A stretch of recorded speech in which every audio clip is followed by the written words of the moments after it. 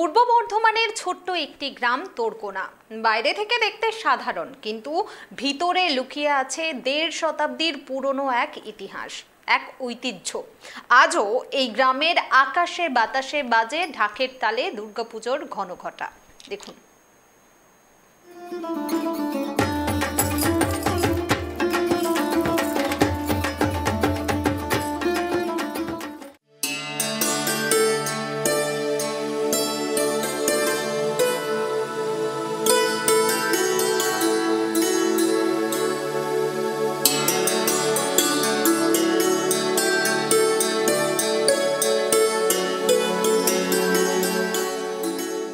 চলুন এবার নজর রাখি পূর্ব বর্ধমানের ছোট্ট একটি গ্রাম তোরকোনা। রাসবিহারী ঘোষের স্মৃতিতে জড়ানো তোরকোনার দুর্গোৎসব। তোরকোনার দুর্গাপুজো শুধু পুজো নয়, এটি একটি আবেগ, এক ঐতিহ্য। কথিত রয়েছে এই পুজোর সূচনা হয়েছিল আইনজ্ঞ এবং দানবীর স্যার রাসবিহারী ঘোষের মামার বাড়িতে। পরবর্তীতে তিনি এর দায়িত্বভার নেন নিজের হাতে।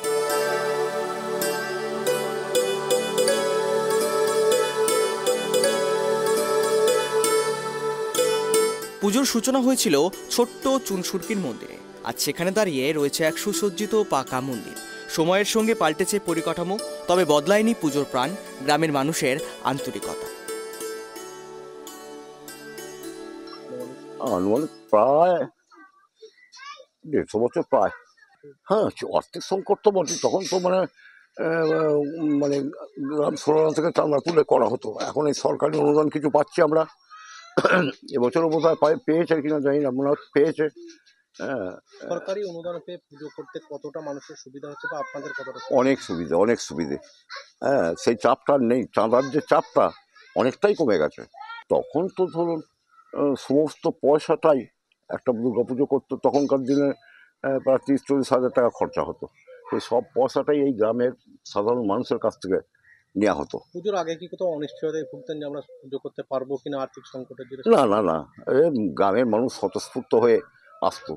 বেশ কিছু গ্রামের লোক ছিল, যখন অর্থ যদি টান পড়তো তারা এগিয়ে আসতেন, এগুলো সমাধান করে দিতেন।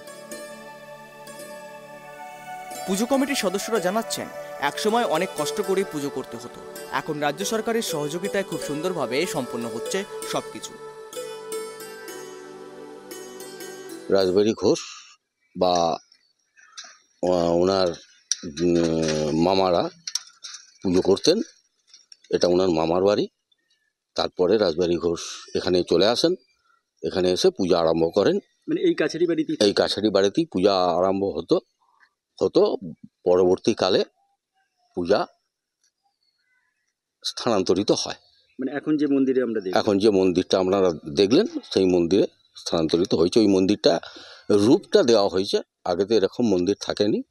আগে তো ওই ছোটোখাটো একটা নাট মন্দিরের মতো ছিল, সেখানে পূজা হতো। সেটা কিসের তৈরি ছিল? সেটা ওই চুনসুরকির গাঁথনি দেওয়াই ছিল এবং ছাদটাও ছিল চুনসুরকির। এটা কি বারোয়ারিভাবেই করা হয়েছে? এটা বারোয়ারিভাবেই করা হয়েছে। মানে আমরা এটা বলতে পারি যে রাসবিহারী ঘোষের যে পরিবারের যে পুজো এবং মামার বাড়ির, সেটা ঐতিহ্য মেনে আমরা ওইখানেই স্থানান্তরিত জায়গায় করছি।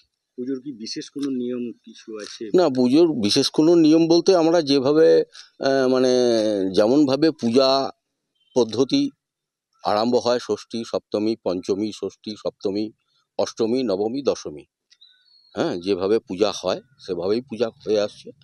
আমাদের এখানে একটা ঐতিহ্য আছে, যেটা হচ্ছে আমরা দশমীর দিন মাকে খিচুড়ি ভোগ দিই এবং দশমীর দিন আমরা গোটা গ্রামের লোক বা আশপাশের গ্রামের লোককেও আমাদের এখানে খাওয়ানো হয়, অন্নকূট যেটাকে বলে।